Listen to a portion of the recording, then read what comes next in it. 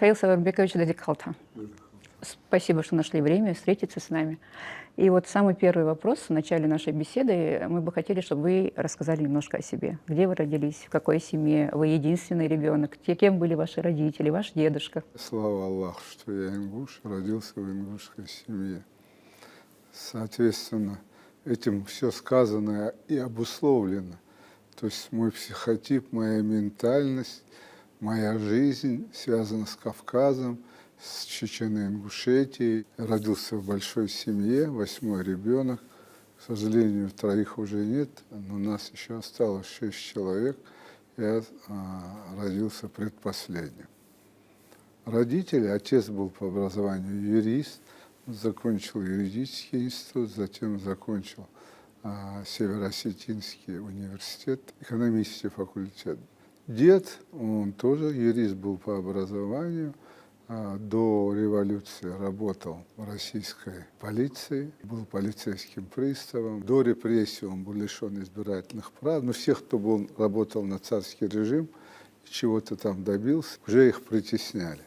Но он занимался коммерцией, тогда слова бизнеса не было, он был директором артели, директором райпромкомбината был. Он умер в Казахстане, он был достойный человек, был награжден многими наградами того времени, дореволюционного. Отец уже в советское время. Мать, как и любая ингушка, в основном домохозяйка. В 13 лет вы мастерили открытки из ДСП. Это был ваш первый заработок? Ну, наверное, да. Начитавшись Драйзера «Финансист Титан Стоик», библиотека была дома, отец собирал. И я прочитал, мне это очень сильно заинтересовало. И, наверное, первый интерес у меня проявился к бизнесу, наверное, проявился в 13 лет. Это было ДСП, открыточки, сверху лак, НЦ. Получались такие красивые картинки и продавали. Вам не привыкать решать сложные вопросы, задачи, казалось бы, даже в самые сложные годы. Вспомнить хотя бы то, как вы смогли реализовать зону экономического благоприятствования в Ингушетии в далекие 90-е годы, когда страна, что экономически, что политически, она была нестабильна. Как вы решились на такой грандиозный проект? Это было невозможно. Мы находились на территории 3 сельскохозяйственных районов. Одно было двухэтажное здание, серьезное. Это райком Назрани, и там Руслан сидел. Ни промышленность, ни экономики, ни министерство, ничего. Просто кусок земли и ужасная ситуация. В Осетии беженцы, погибшие люди, ужасная ситуация. В нашей братской Чеченской республике оттуда пошли беженцы. И вот в этом хаосе нужно было решение.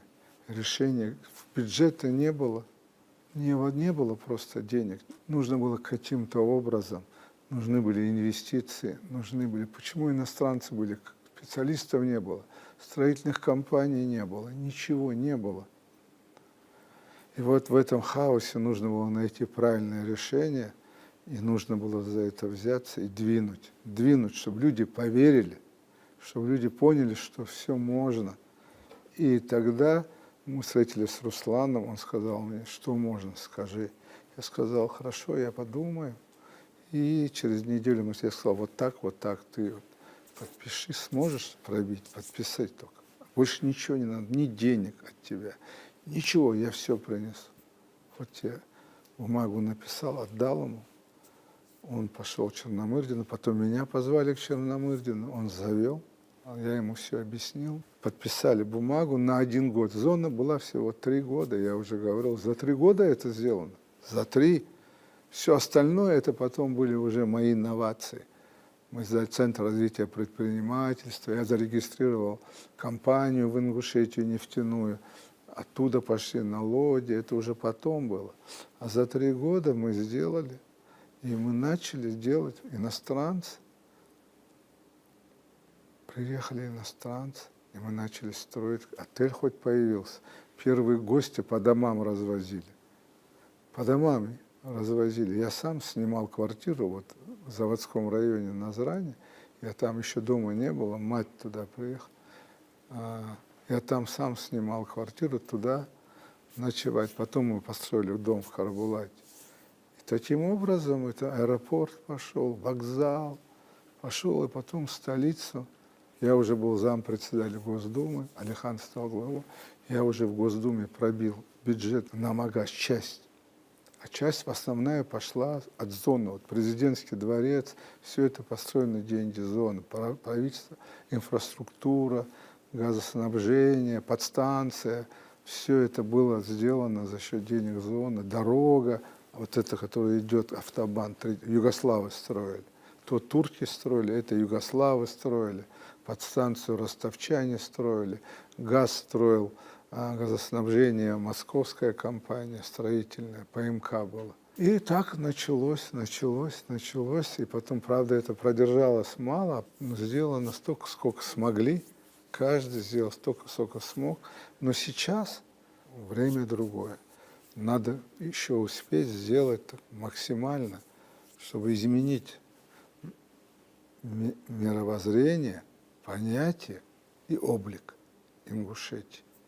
Особенно мировоззрение и понятие. Это возможно сделать только через образование и через поступки.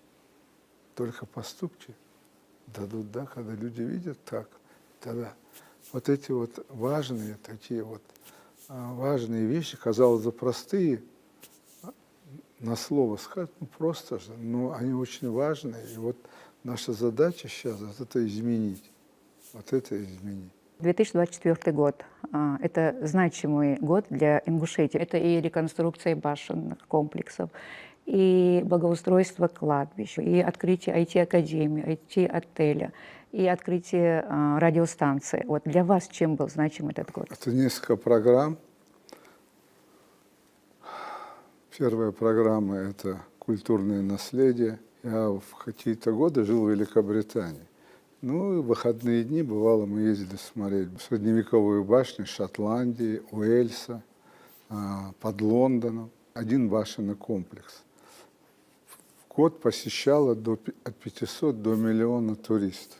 Вокруг этого башенного комплекса британского были десятки магазинов, стоянки, ресторанчики, кого там и чего там только не было. Таким образом, это такая туристическая Мекка Великобритания, мировая. И когда я смотрел на эти башни, ну, они отреставрированы в таком хорошем состоянии, я удивлялся, что у нас башен больше, и наши вот Эдикал, Бишт, Тумхи, наши комплексы, они больше, колоритнее и более древние, чем британские, но точно не моложе, да? И тем не менее у нас этого ничего нет, да?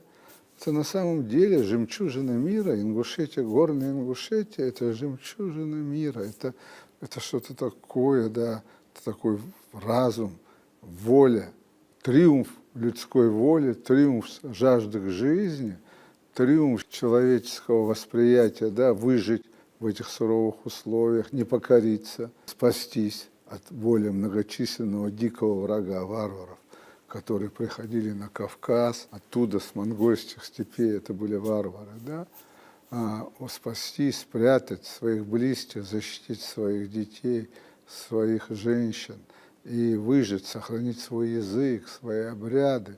Это большие великие люди, наши предки, да, мы на них не похожи, к сожалению. Мы стали более материальны, чем они, мы другие. Поэтому для меня эта горная Ингушетия всегда вызывала восторг. Я был еще ребенком, отец принес книгу домой «Крупнов. Горная Ингушетия». Я ее всю просто проштудировал ее вот от начала, от корочки до корочки и несколько раз. И для меня всегда вызывал восторг горная Ингушетия. Сейчас появилась возможность восстановить ее всю. И под это нужна программа. Если действовать теми компаниями, которые сегодня, я посчитал, мне надо 50 лет. То есть если 3 компании было в Ингушетию, когда я пришел, 23-м, 3 компании, когда мы их нашли, они начали работать, я понял, что для того, чтобы эти 3 компании, если будет даже по одному комплексу делать в год, то надо 50 лет все это восстановить. Я понял, что нужны камнетесы, нужны археологи, нужны архитекторы, нужны специалисты. Нужен это. Потом посчитали мы, что нужен в этом деле деньги самое меньшее зло. То есть деньги можно найти. Но найти Времени нет, камнетесов, найти в большом количестве археологов, найти специалистов, все это сделать, что нужно время. Деньги можно много привести. Можно построить 10 современных отелей, но 10 башен реконструировать за год 3 компаниями невозможно. Поэтому мы разработали такую программу. Я разработал. Сначала паспорт Ингушетии. Это Петербургский институт делает паспорт Ингушетии. Практически паспортизирует всю Ингушетию в архивах и в Ингушетии, и в архивах Санкт-Петербурга, царские архивы там в основном, и архивах Москвы находится, есть все, что можно достать, достается. Все, что можно взять, берется. И на базе этого вот мы как бы даем вводную и делаем паспорт всей Ингушетии. Какие были башенные комплексы, кому принадлежали, каким родам, в какое время. Все, что получаем, все, что возможно. Мы также привлекли лучших ингушских специалистов, патриотов, такой как Султыгов Рамзан, еще других, которые согласились приехать с территории, создали школу камнетесов. Первый выпуск 12 человек, второй 24, и мы его увеличиваем. На бесплатной основе мы их учим. То есть уже 3 компании превратились в 4 за 2 года, уже 4 компании. Этих компаний мы увеличим до 10 компаний, которые будут заниматься одновременно, реконструировать всю горную Ингушетию, восстанавливать. Все, что возможно и невозможно. Причем под наблюдением, под жестким контролем надзорных государственных органов, под жестким контролем археологов, архитекторов, под жестким контролем компаний, которые паспортизируют Ингушетию, а это все ученые люди, которые имеют большой опыт работы, да, большой опыт археологических раскопок, изысканий, восстановления не только башенных комплексов, это и русское зодчество, будем говорить, российское культурное наследие. Российское культурное наследие. И они вот Ингушетию как бы включили мы в эту общую такую большую работу, и эти профессионалы этим занимаются. Мы уже имеем мы подписали контракт на 350 миллионов в течение 3 лет для проведения только этой работы. Мы приобрели 2 лицензии, мы открываем новых 2 карьера, которые будут поставлять камень, верхний слой, то есть сама башня, это камни, которые находятся под башнями, в земле, которые лежат там по 300-400 лет. На глубине вот храм Тхаберды, археологи зашли глубже, нашли еще 3 здания, одно ниже другого. В Пуе нашли 1500 исторических артефактов нашли. Там башню восстанавливают и одновременно там делают такой музей. То есть мы замкнули полную цепочку. Подготовка кадров, паспортизация, проектная документация, создание компаний, камень, оборудование для производства камня. С Москвы отправили человека, Матиев, мальчик, хороший парень, Рамзан, стал директором Ингуш, очень грамотный, честный человек. Сейчас приступили к паспортизации башни Назрань, крепость, она 900 с чем-то метров. Нашли ее полные чертежи в петербургских архивах. Она будет восстановлена полностью. Да? Это одна программа. Вторая программа – это IT-программа. Это большая программа. Это подготовка специалистов, в год до 500 программистов. Мы уже ее начали. Мы взяли здание, купили, отремонтировали специалистов, вложили более 2 миллиардов рублей. Мы содержим это и ежемесячно тратим на содержание. Одна из строительных больших московских компаний инвестирует, вкладывает деньги, это безвозмездно 500 миллионов рублей на содержание этого здания и обучение специалистов. Это дальше мы построили отель, учитывая, что многие будут ездить, приезжать с Кабарды, с Осетии, Дагестана, Чеченской Республики. Мы построили современный небольшой такой бутик-отель, смарт-отель, где бесплатно будет проживать на период вступительных экзаменов и так далее. То есть 2 этажа под них, а 2 этажа коммерческих, чтобы он самоокупался. Мы создали школу «Акселератор», который учит, как заниматься бизнесом, каким бизнесом, какие приоритеты, в каких направлениях надо сегодня двигаться, что актуально для народного хозяйства, какие компании важны для народного хозяйства, для республики и для Кавказа, а лучше рядом с домом находиться. Там, где родился, там и пригодился. Мы создали эту школу, и она набирает оборот. Это отдельный источник, тоже благотворительность и отдельный источник финансирования. Третью компанию – это фонд бизнес-ангела. Помогать. Уже определили в бюджет первый 120 миллионов, и сейчас перечисляем первые 30 миллионов. Финансировать будет петербургская компания, она будет давать деньги. Это бесплатный, беспроцентный взнос, который будет искать тех предпринимателей, которые хотят чего-то добиться. 50% даем мы, 50% дают они, без процентов. Проиграли – потеряли деньги. Выиграли – пополам поделили прибыль. Бизнес-ангела. Это понятие американское. Началось в 30-х годах в Нью-Йорке, на Бродвее, где много театров.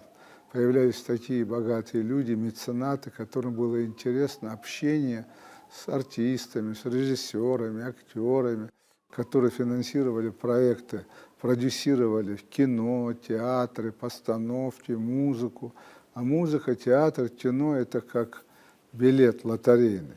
Можно фильм выпустить, и он никому не нужен на полку, а можно выпустить фильм, который получит $1 миллиард прибыли. Поэтому их считали как ангелы, потому что они давали деньги безвозмездно. И это потихонечку перетекло на промышленность. И сегодня в мире такие фонды имеются до $100 миллиардов.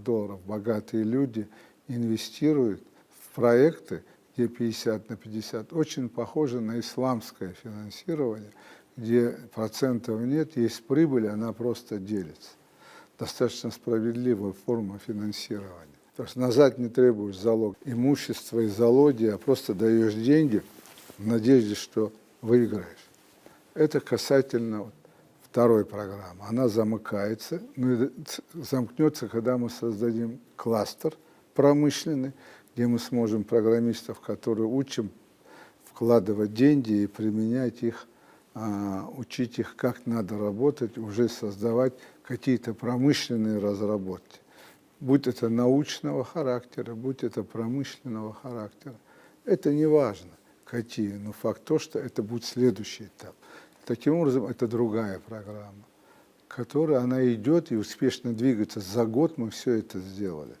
За год мы сделали 2 программы. Мы создали саморегулирующий механизм, который надо дополнять только деньгами. Деньги будут появляться богатые люди, уже у них будет камень, у них будут компании, которые могут, у них будут профессиональные археологи, архитекторы под рукой, у них будут компании от 30 до 50 камнетесов, которые набросятся на любой, в хорошем смысле слова, набросятся на башенный комплекс, и в год его, за год, за 2 приведут его в порядок. Организация будет саморегулируемой. Точно так же бизнес, процесс неотвратимый. Тысячами будут рождаться программисты. Это будет такое сообщество программистов, интернетчиков, правильных людей с правильными мозгами. В ближайшие 30-40 лет, а еще и раньше, половину районных отделов милиции будет офицер-программист. Поверьте мне. 50% спецслужб Следственного комитета будут офицеры-программисты, потому что вся наша жизнь полностью будет автоматизирована от искусственного интеллекта до роботов.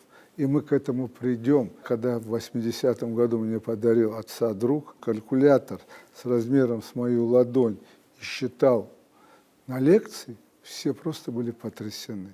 Когда в 88 году я получил служебную машину в Грозном, Тойоту Карину, летом 30 градусов выхожу к Совмину, закрытые окна, выхожу в костюме без пота. Они на меня смотрят, как до дикаря.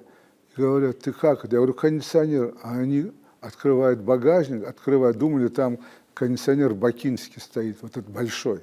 Я им открыл капот, показал с кулак. И они долго удивлялись. Это люди были старшего поколения моего отца.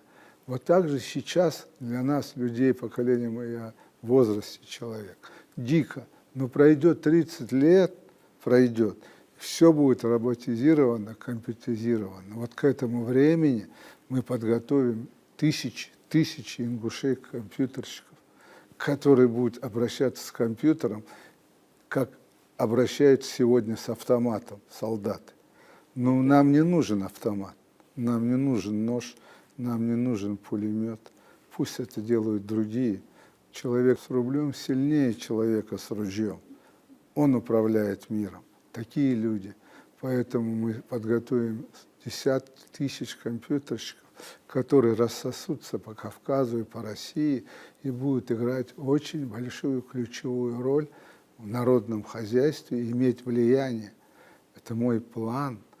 Когда бы не закончили Оксфорд, в 30-м году, в 2000-м, они все собираются, и также IT-академия, это будут люди одной крови, народ в народе, образованные, просвещенные, быстрые, быстро ориентирующие в народном хозяйстве. И везде будет полная цифровизация. Все будет под камерами, преступность будет снижаться, понимаете, да? Будут офицеры-программисты, в училищах военных будут. Вы сейчас видите войну, СВО видите, да? В основном даже люди не соприкасаются, в рукопашную ходят очень редко. Друг друга убивают ракетами, дронами. Значит, мир меняется. Вот к этому времени надо подготовить этих детей, которым сегодня 15, 20, 10 лет. Вот чем сегодня я занимаюсь. Это моя задача. И мы создадим такую саморегулирующую организацию, в которую надо только заливать деньги. А чтобы она функционировала, не надо было создавать. Деньги дал, и все работает. И работает там, и там. И она саморегулируется. Одна дополняет другую. Одна выпускает программистов. Часть работает, часть дальше идут в акселератор, часть идут в бизнес-ангелов, фонд идут, берут деньги, где-то ищут деньги, где-то зарабатывают сами, оборотный капитал ищут сами, да. У Драйзера, финансист, Фрэнк Алджерон Каупервуд, на улице 5-й авеню, по-моему, взял ящик мыла по 4 цента, а продал на 10-й по 10 центов. И вот, создав разницу, он заработал первый свой стартовый капитал.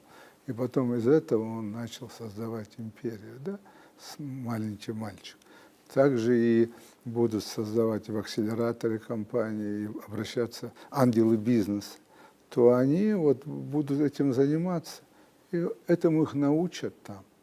Ну, научат не как преподаватель в школе, да, тебе бьет голову, а ты мечтаешь выйти на улицу. Быстрее, весна на улице, или снег пошел, хочется на санках покататься. Это в школе традиционно. В нашей академии у нас сам студент, сам ребенок, сам жаждет через познание этих знаний, чтобы чего-то добиться. Тщеславие никто не отменял, оно всегда остается. Оно двигает, жадность двигает бизнес, агрессивность, оптимизм, оптимизация всего, что мы делаем. Бизнес – это такая наука, подвластная немногим, только сильным, агрессивным, в хорошем смысле слова, амбициозным, тщеславным людям, понимаете? Третье, вот хочу программу кладбищ закончить, чтобы они были приведены в надлежащий вид, чтобы люди могли ходить к своим близким, к родителям, находить их, могли потом не ругаться, там, матюкаться, когда вся грязь ноги, чтобы чисто зашли, чисто вышли, чтобы могли, да, и похоронить достойно, все, что было правильно. программа продолжается? Да, мы ее закончим, даст Аллах, к концу этого года закончим, вот этого года закончим это, и останется только джайрахский. Последний там наверху, их немного, 20, по-моему. Их тоже приведем в порядок. Там есть и грузинские, которые жили там грузины. Ну, конечно, мы подходим одинаково ко всем. Какая разница, мы все люди. Когда кровь переливают, поверьте, там нет понятия мусульманское, христианское. Там есть, отрицательно. Я сколько отдавал кровь православным людям, сколько же мне отдавали, разные были ситуации в жизни. Вера, она здесь и ничего больше. Ничего больше не должно нас отличать друг от друга. Поэтому мы все сделаем, доведем до конца. Это третья программа, но она тоже саморегулирующая. Сейчас надо вот население привить от детей. Отец взял своего сына, чтобы им привить эту культуру, чтобы они знали, что вот перед Мархаш один день все должны выйти, привести в порядок все наши места захоронения. А их с каждым годом будет все больше и больше. Поэтому вот эту культуру надо привить. Это моя точка зрения, и все это может быть субъективно для кого-то. И эту культуру нам нужно привить, если мы хотим выделяться среди других. Выделяться можно всем. И внешностью, и образованием, и поведением, и обычаи. У нас прекрасные обычаи, адаты. У нас прекрасная вера. Но нужно все остальное вот к этому прекрасному, к нашим адатам, к нашему языку, к нашей вере приложить, да, добавить. Это все, что я говорю, в том числе.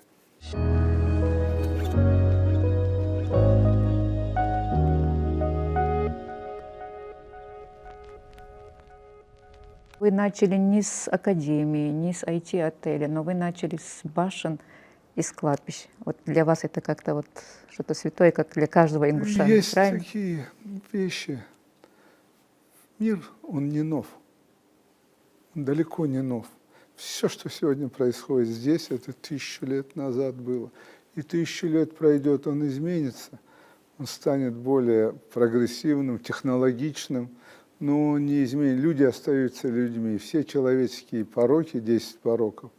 Сколько люди готовят лекарства против ожирения, но полных людей становится все больше и больше. То есть порок, который называется чревоугодие в христианстве, он сохраняется и будет всегда. Соответственно, все другие пороки останутся. Хочешь будущего, помни о прошлом. Поэтому я взялся. Нужно поднять дух такого национального самосознания, да? Понимаете, да, вот нужно его поднять. Для этого что? Мы восстановим все наши башни, башенный комплекс.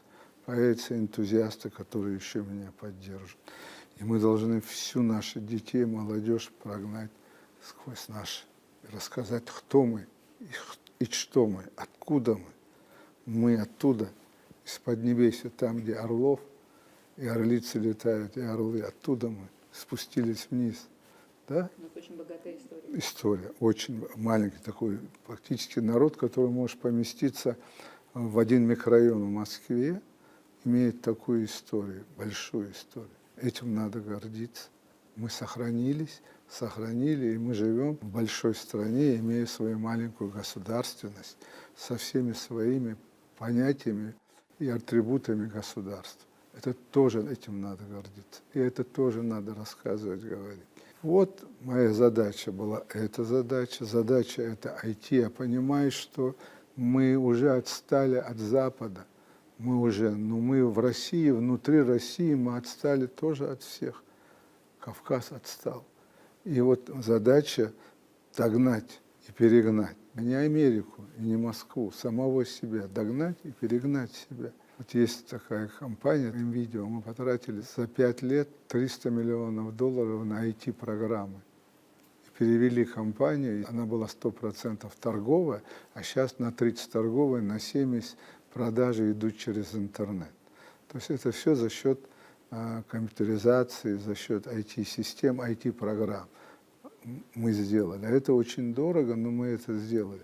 И также вся экономика России скоро будет цифровизирован. Искусственный интеллект заменяет, убыстряет наше мышление и облегчает нам принятие правильных решений, то роботы облегчат нам жизнь бытовую, в быту, сохранить здоровье, на тяжелых работах они могут быть, да.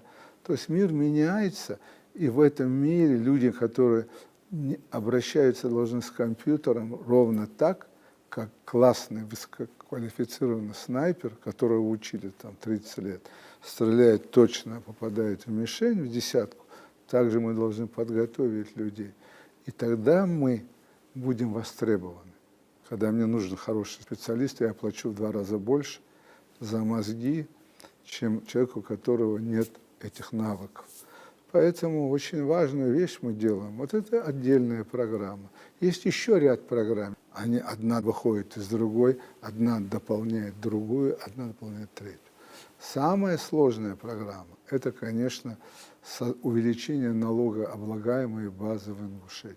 Она базовая, она главная. Не будет налогов, не будет дохода, который можно будет вкладывать, да? То есть бюджет нужен. Увеличить бюджет, чтобы мы могли тратить деньги, бюджет, меценаты, 1, 2, это хорошо. Инвестор вложит деньги, он хочет забрать свои деньги, ну и тоже хорошо, все равно он платит налоги.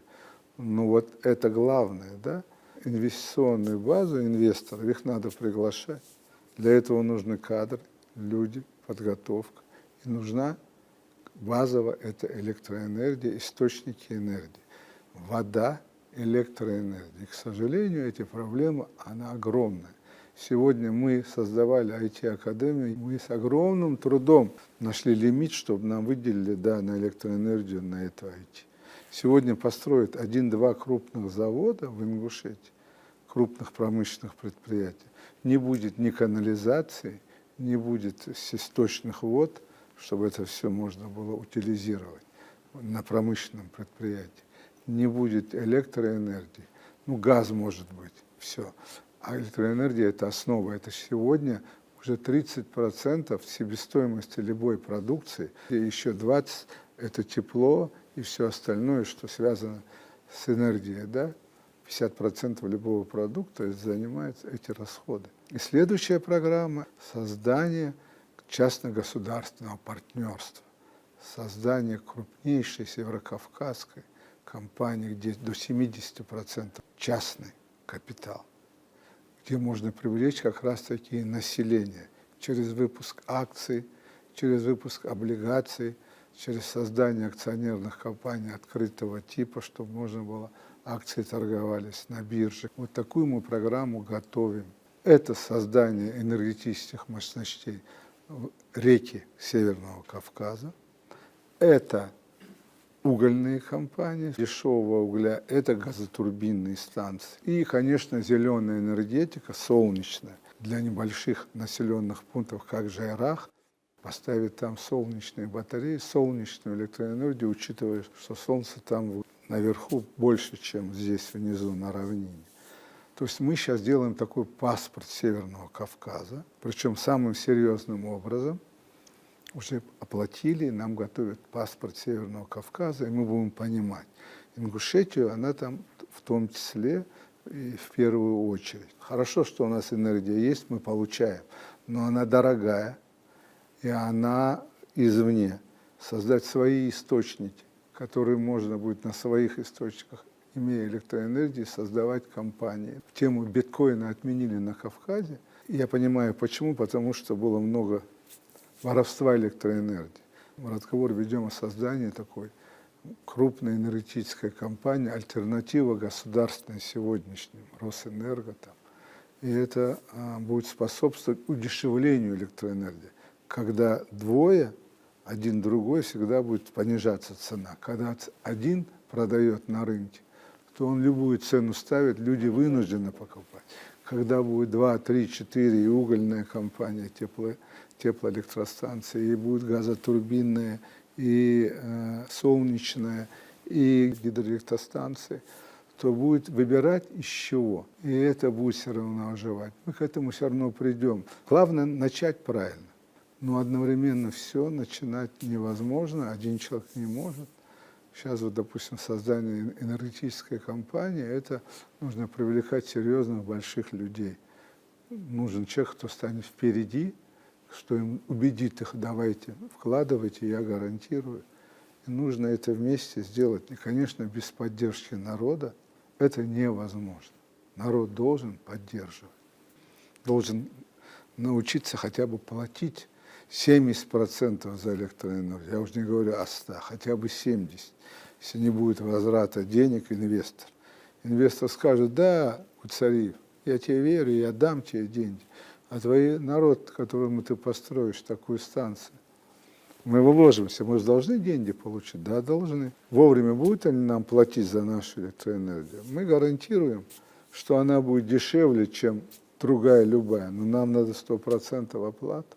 Вот здесь нужна поддержка народа. Народ должен купить эти акции, народ должен войти в акционерный капитал, народ должен. Часть, я не говорю о большом, о маленькой части, но народ должен участвовать в этом процессе. Тогда это работает. И ничего там нет сверхъестественного. Ничего, надо в это верить и делать, хотя бы как другие. Если мы хотим, чтобы мы жили лучше, не хуже, чем другие, чтобы мы жили не хуже, чем другие, надо хотя бы делать так, как другие. Но мы хотим не делать так, как другие, но жить лучше других, а так не бывает. Ну так просто не бывает. Не бывает так. Так в сказке и в молитвах ты просишь, чуда не будет. Бог дает тем, кто делает. Он ничего не бросает сверху. Он тебе дает надежду, он тебе дает волю, он тебе дает желание, он тебе дает возможность, стремление, создает тебе десятки случаев, а ты ими не воспользовался, идешь, не воспользовался, остаешься сзади, потом только сожаление. Кладбище, башни, IT-академия. Дальше что? В сентябре будет открытие, большой торговый центр, один из лучших. Я думаю, на Кавказе будет лучше, я так думаю. Но я хочу, чтобы он стал. Это рабочие места, это налоги. Медицинский центр сейчас проект заказали. Гостиницу уже проект заказали, 5-звездочный отель в центре Магаз. Это будет хороший отель, нам не стыдно будет пригласить туда.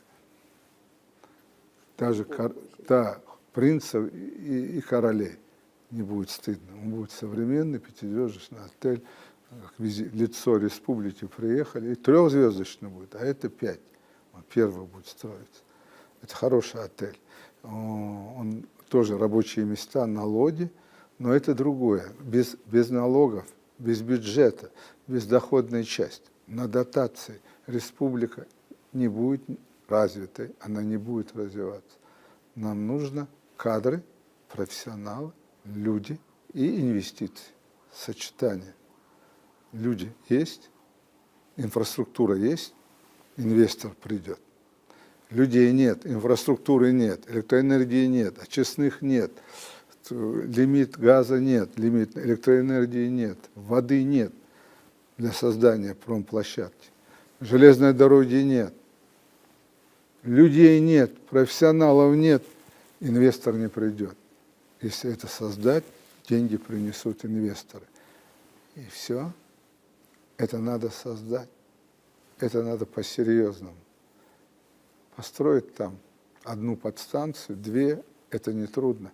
Нужно создать источник электроэнергии. Откуда мы будем брать дешевую электроэнергию? И это надо сделать, и мы такую программу готовим. Открылись 2 радиостанции, планируется еще 5. Когда планируете? Мы открыли, они федеральные, сюда приехало 5 человек, 5 или 6.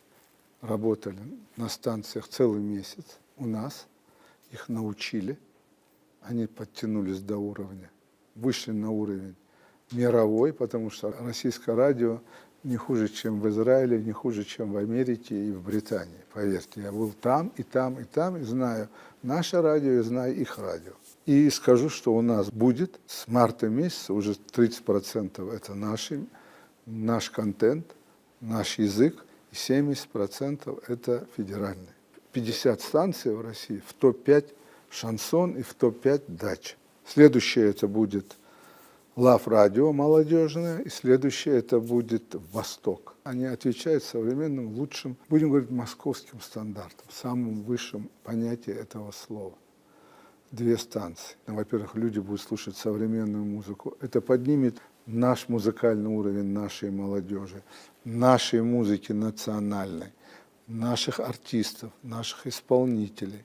Частота звука, качество звука, различные будут утренние, вечерние, послеобеденные, обеденные программы, передачи. Вещание будет распространяться на Северную Осетию, на Чеченскую Республику, до Нальчика. Система оплаты будет мотивационная. Рабочие места, налоги, соответственно, они зарегистрированы там, и они там будут. Рекламный рынок появится, размещение рекламы там. Все это будет общий такой уровень, поднимет культуру. Это так в копилку, одна монета, раз, наполняешь эту там. Таким образом, это, на мой взгляд, очень позитивно будет влиять на молодежь особенно. Старшее поколение уйдет так. Но кого мы за собой ведем? Экстремистов, террористов, злых, униженных и оскорбленных, или образованных, свободных, богатых, профессионалов, знающих себе цену и имеющих свое «я». Вот этих надо привести за собой.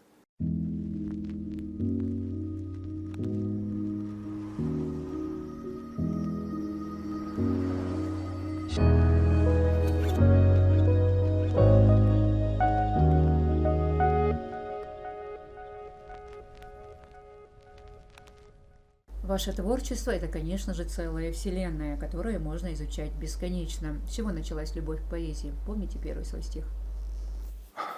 Ну, стихотворение с детства всех преследует. Песня – это обязательно хор в школе. Я ходил на пение, ходил на музыку. Оттуда все это пошло.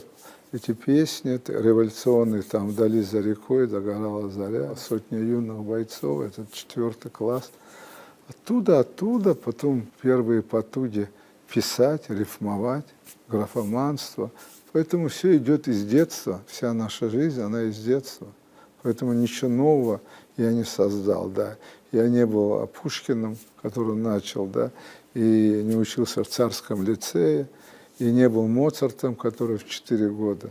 Я был, как все советские дети, но мне повезло, я больше уделял времени учебе и спорту, чем улице. Больше дружил с людьми, которые лучше меня и старше меня. И старался с этими людьми иметь все дела всегда. У нас на улице жил Цыбань Юрка, такой с очень тяжелой судьбой. Отца его посадили, дали 25 лет, это еще в те года. Мать вышла замуж, уехала. И он жил с бабушкой, и бабушка умерла, и он остался один. Ему было 15 лет. Но очень был такой. И вот он меня научил там шахматы, шашки, нарды. Вот все, что в карты играть. Вот я в 10 лет, 12 лет знал все. То есть я утром встал, шел к нему, и он меня учил, да. Был бы он бандюга или барыга, я бы стал бандюгой или барыгом, наверное, я думаю. Но он был сын хороших родителей, его отец был хороший человек. Он так и сгинул там, умер, и потом узнавал. Он закончил, уехал, в мореходку поступил, стал военным моряком. И так наши следы затерялись. Но вот ту фамилию этого человека я запомнил на всю свою. Столько лет прошло, я его вспоминаю, Цыбань. Вот так ты с кем ты начинаешь, с кем ты общаешься, с кем ты соперничаешь интеллектуально, с кем ты контактируешь, рождается человек, его направление, его мировоззрение, его восприятие мира, правильно или неправильно, через своих друзей, через своих родителей, через своих братьев, сестер. То, что тебе говорят дома, ты говоришь на улице, то, что тебе говорят на улице, ты приносишь домой. То, что тебе говорят в школе, ты приносишь. Ты начинаешь думать, сопоставлять, анализировать, искать правильные решения, совершать ошибки, но находить правильное решение. Поэтому это было главное. В общем, вам попадались правильные люди.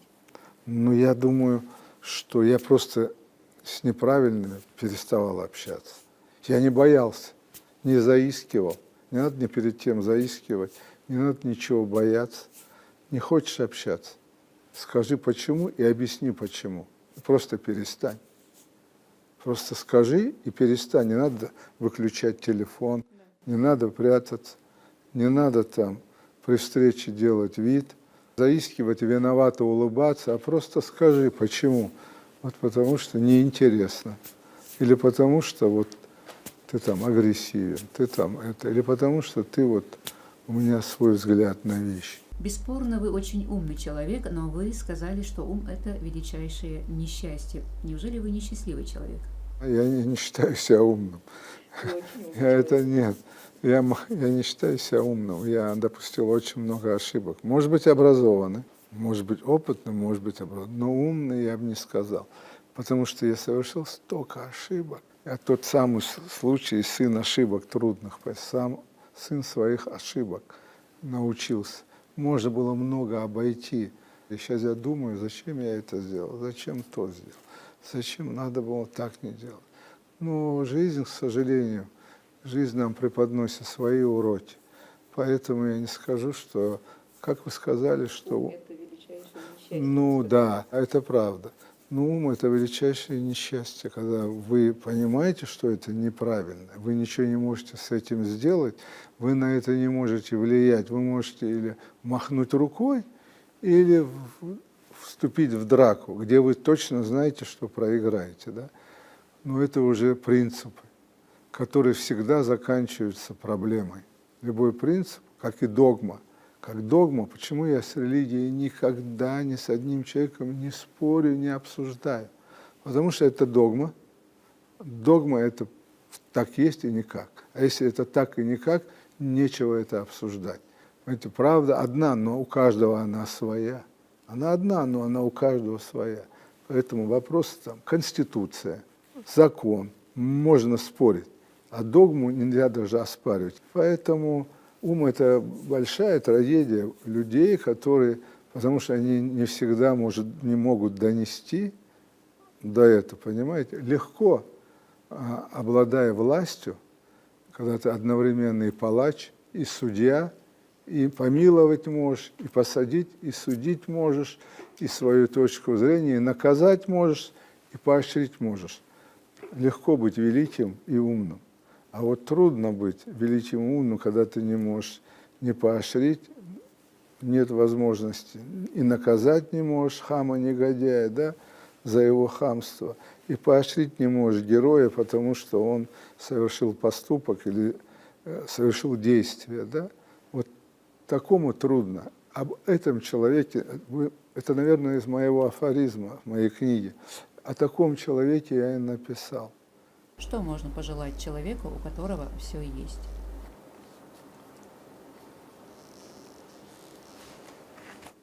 И если говорить о духовной составляющей и о всем, что вытекает из этого, да, то здесь намного все сложнее.